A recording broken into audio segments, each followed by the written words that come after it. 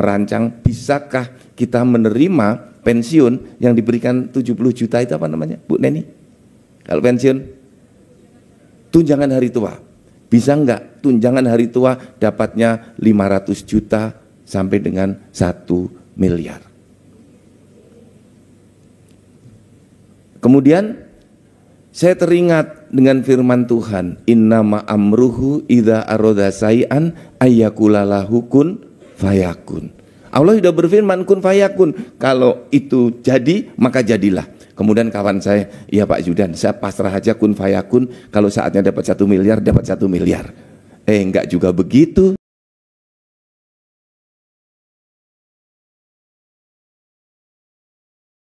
Selamat pagi, salam sejahtera untuk kita semuanya.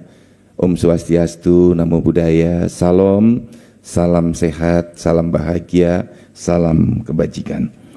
Alhamdulillah, la haula wala quwata illa billah. Hasbunallah wa ni'mal wakil, ni'mal maula wa ni'man nasir. Yang sama-sama kita hormati, senior saya, mentor saya, Bapak Dr. Insinyur Agung Mulyana, Sekjen PWRI. Titip salam hormat untuk Pak Prapto Hadi, Ketua PWRI, dan seluruh rekan-rekan dari PWRI yang hadir. Ini para senior kita, mentor kita. Kalau nggak ada beliau-beliau semua yang senior, nggak akan ada kita yang muda-muda ini. Jadi tepuk tangan untuk beliau semua. Biar rekan-rekan dari BRI, Bu Sinta dan teman-teman semuanya, terima kasih kehadirannya untuk terus berkolaborasi bersama BKN. Seluruh tamu-tamu dari Menpan, Andri, rekan-rekan seluruh Indonesia yang hadir. Wabil khusus di sini ada Pak Waka, Bu Sestama, Bu Neni dari Korpri, Pak Ojak. Mari kita pekikkan dulu salam Korpri. Kalau saya sebut Korpri, sambut dengan kata maju terus. Salam Korpri itu Korpri maju terus. Korpri maju terus. Sekali lagi yang keras, Korpri maju terus. Terima kasih Bu Neni dan teman-teman Korpri semuanya. Saya memberikan apresiasi yang tinggi untuk acara hari ini. Tadi Pak Agung sudah menyampaikan banyak. Kami dukung semua Pak Agung untuk perubahan undang-undang pensiun, undang-undang lansia, kemudian sekolah lansia. Korpri dan BKN mendukung penuh karena kita sadar semua anggota Korpri yang sehat pada masanya akan pensiun. Karena kalau nggak sehat bisa berhenti di tengah jalan. Pensiun dipercepat. Ya. Nah, kita berdoa kita semuanya sehat walafiat sehingga semua pensiun semua dan sejahtera bahagia sampai umur 100 tahun semuanya. Amin. Saya selalu berdoa, selalu bermimpi besar, dan teman-teman saya ajak juga selalu bermimpi besar. Usianya panjang, manfaatnya panjang. Kita berdoa panjang umur karena bisa berbuat lebih banyak kalau masih hidup. Dan kita harus meniru kepada orang-orang besar yang sudah meninggal dunia pun masih memberi manfaat.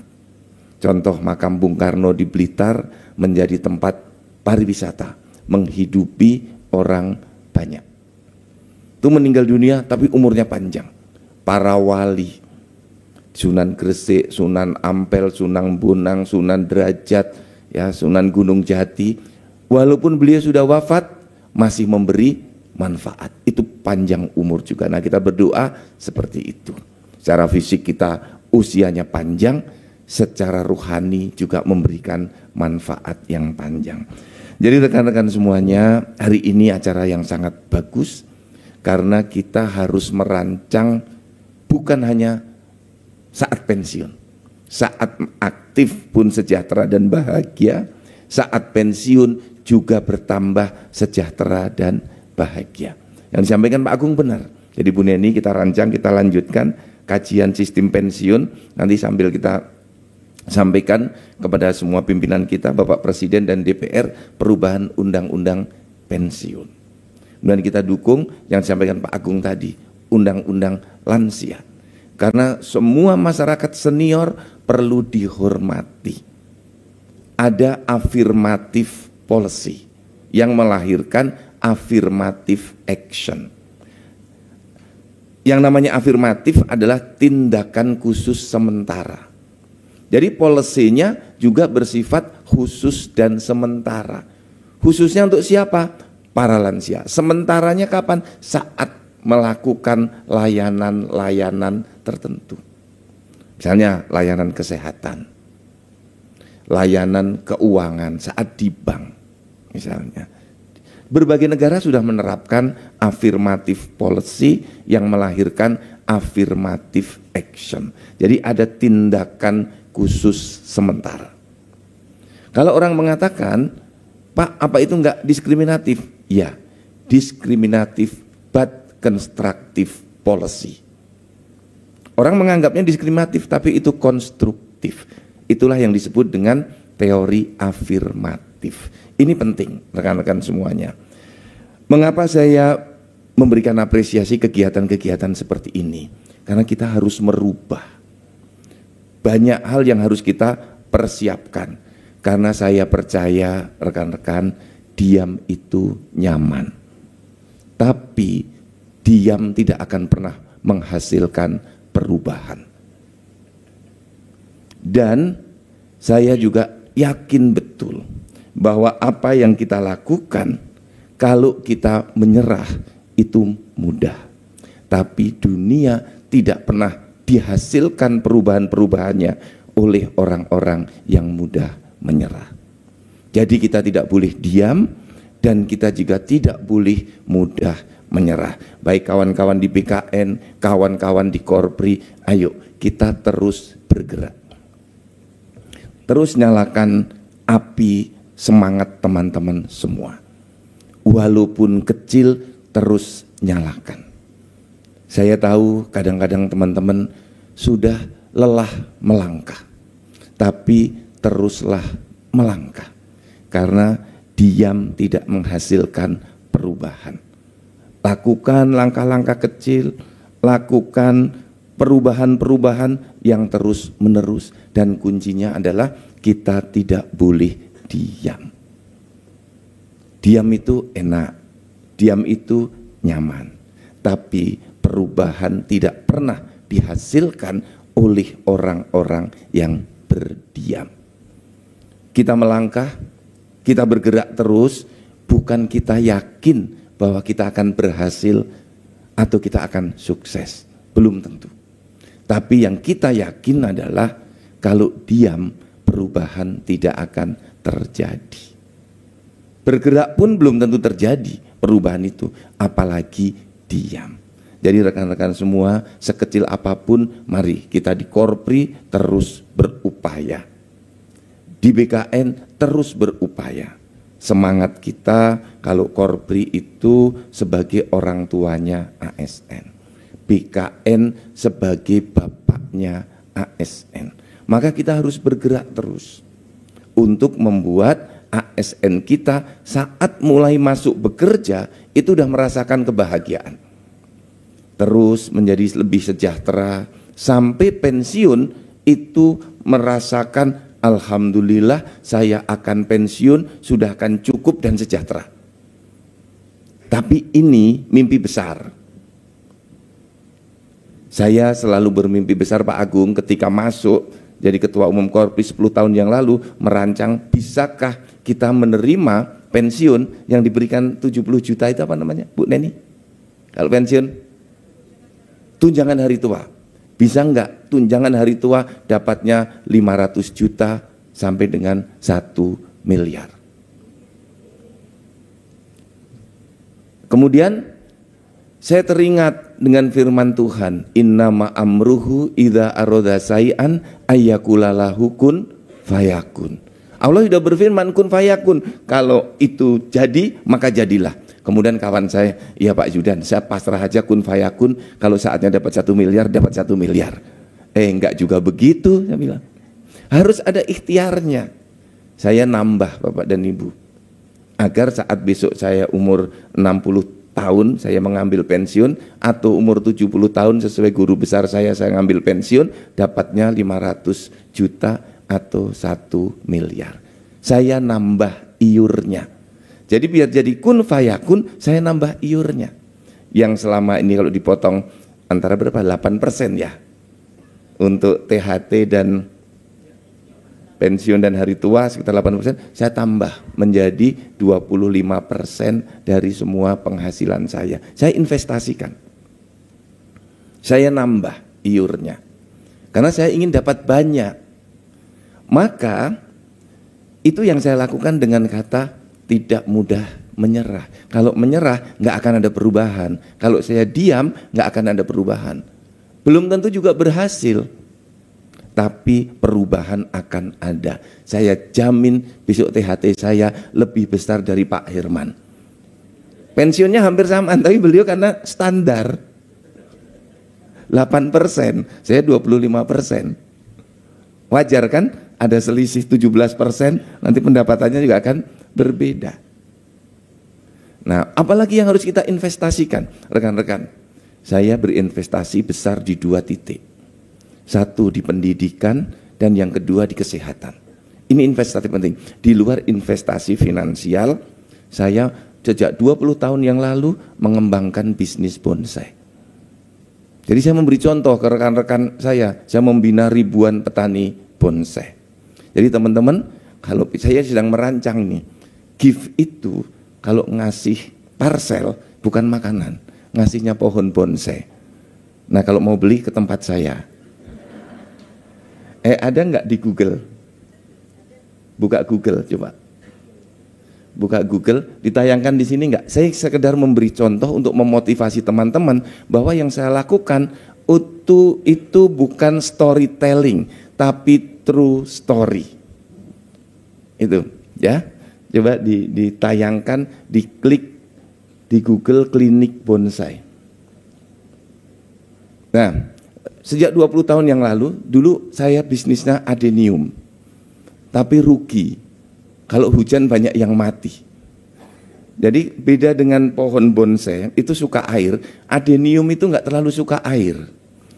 Jadi kebanyakan air itu mati. Nah, diklik coba, klik klinik bonsai. Nah ini, jadi ini teman-teman bisnis saya, itu pohon kecil-kecil. Jadi kalau mau cari bonsai, klik klinik bonsai, Dokter Fatah gitu. Nah itu ada Ajis Gagap, main ke rumah saya, beli bonsai, klik, nah ini. Nah ini cocok bagi yang muda-muda. Jadi kalau muda, pohon bonsai itu murah, 50.000, 100.000, 200.000, yang mahal juga ada. Yang 100 juta juga ada, 50 juta juga ada. Nah, tapi kalau masih muda, anak SMA, anak-anak yang baru masuk PNS, nanti 20 tahun lagi bonsainya udah bagus-bagus. Karena saya udah 20 tahun, nah bonsainya udah layak dijual. Jadi teman-teman kalau mau kasih hadiah buat teman-temannya, jangan kasih apa? Roti, apa lagi ya? Buah. Sekali-sekali itu bonsai-bonsai itu boleh itu diangkat. Teman-teman kalau kuat juga saya kasih satu bonsai itu angkat sendiri dengan tangan juga boleh. Nah, ini true story. Sekolah, saya mempersiapkan sekolah. S2, S3, kemudian kesehatan. Saya berolahraga. Saya itu Pak Yomo malah pingin pegawai BKN itu kita wajibkan punya lingkar pinggang tertentu sebagaimana di Jepang. Karena tolok ukur kesehatan salah satunya berapa lebar lingkar pinggangnya. Biar berolahraga. Gitu. Jadi rekan-rekan, biar kita tidak keluar biaya yang tidak perlu, investasikan untuk hidup sehat. Caranya bagaimana? Makan teratur, olahraga teratur, tidur teratur, berpikir seperlunya. Tidak perlu berpikir yang enggak-enggak. Kalau ada masalah kita selesaikan, kalau itu belum jadi masalah, teman-teman enggak usah pikirkan yang rumit-rumit. Misalnya datang pada saya, Pak, saya pensiunnya nanti bagaimana ya Pak? Sudahlah, Ibu berapa tahun pensiunnya lagi? 8 tahun. Kita pikir nanti, belakangan. Yang penting Ibu persiapkan, Ibu bisa apa? Kalau di rumah bisa membuka warung, suaminya kerja apa? Suami saya wira swasta, bisa usaha. Bisa beternak burung, bisa usaha ternak lele, ikan gurami, tapi jangan memulai usaha 6 bulan sebelum pensiun. Telat. Kenapa telat? Jaringannya sudah berkurang. Besok kalau rugi, uang buat nutup ruginya udah nggak ada. Karena pensiunnya sudah tinggal sedikit. Jadi kalau mau mulai usaha, kami di Korpri Pak Agung dengan kawan-kawan, pelatihannya itu 10 tahun sebelum pensiun, 5 tahun sebelum pensiun, sehingga jaringannya masih ada. Coba kalau saya bisnis bonsai 2 tahun sebelum pensiun, ya bonsainya belum jadilah. Orang bikin bonsai itu lama, kalau beli baru sudah harganya tinggi, margin keuntungannya akan sedikit. Kita margin keuntungannya banyak karena kita rawat terlebih dahulu. Jadi masih agak panjang usianya. Jadi sekali lagi rekan-rekan Bu Neni, terima kasih. Rekan-rekan Bu BRI, Bu Sinta dan teman-teman, terima kasih banyak. Ini langkah yang bagus. Sekali lagi, diam tidak akan menghasilkan perubahan. Dan dunia diubah oleh orang-orang yang tidak mudah menyerah. Oleh karena itu mari kita tidak boleh diam, terus bergerak, lakukan perubahan-perubahan dengan pikiran-pikiran dan tindakan-tindakan nyata. Pak, apakah pikiran bisa merubah sesuatu? Bisa, dengan edukasi-edukasi seperti ini. Jadi Bu Neni dengan Korpri teruslah mengedukasi, baik dengan Zoom atau dengan video-video pendek. Dan jangan pernah lupa juga, Ibu, kalau besok ada kegiatan begini, yang ditampilkan dari narasumber jangan hanya cerita keberhasilan saja. Saat beliau mau bangkit atau mau berhasil, suruh cerita gagalnya juga. Kita harus belajar dari kegagalan-kegagalan sebelum sampai ke keberhasilannya. Karena anak-anak muda, rekan-rekan semua, ibu bapak, seringkali ke saya ngomong begini, Pak Zudan, enak ya, dulu doktornya masih muda, profesornya masih muda. Saya bilang, Dek, ketika saya dulu jadi dokter, sekolah dokter umur 26 tahun, teman-teman saya yang lain nongkrong, saya ke perpustakaan. Ketika teman-teman saya yang lain memeluk istrinya, saya memeluk buku dan komputer, nulis disertasi. Jadi jangan dilihat orang itu saat berhasilnya, dia hanya tidak menceritakan susahnya. Dia sedang tidak menceritakan ketidaknyamanannya.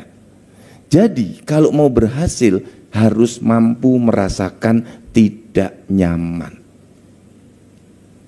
Harus mau. Karena kalau ingin nyaman terus, diem itu nyaman. Tapi tahu-tahu diabetesnya meningkat, tubuhnya melar. Karena nggak mau olahraga. Olahraga sering merasakan tidak nyaman, capek. Sekolah juga begitu. Tapi hasilnya akan berbeda. Semakin kuat merasakan tidak nyaman, maka pintu keberhasilan akan semakin besar. Contoh ini adik-adik sudah pada minta pindah pada saya. Pak, boleh enggak saya pindah? Baru ditempatkan, Pak, kapan saya boleh mengajukan usulan pindah? Saya langsung jawab, hubungi Biro SDM aja. Jadi Bu Ana siap-siap tuh banyak akan menghubungi Ibu minta pindah. Nanti ditanya, sudah berapa tahun pisah sama keluarga gitu. Ibu udah berapa tahun pernah pisah sama keluarga? Paling lama 7 tahun. Nah, tolong beritahu adik-adik itu, kamu berapa tahun? 1 tahun. Aku lihat nih 7 tahun gitu ya. Untuk jadi eselon 2 harus tangguh.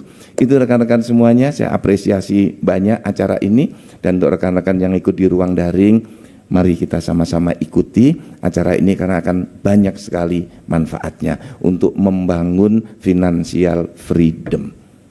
Ya, kemampuan kita untuk bisa mengelola keuangan. Tapi tolong ibu-ibu dari BRI, bapak-bapak dari BRI, bagaimana cerdas finansial itu bisa kita bangun ketika finansialnya nggak punya, itu gimana caranya?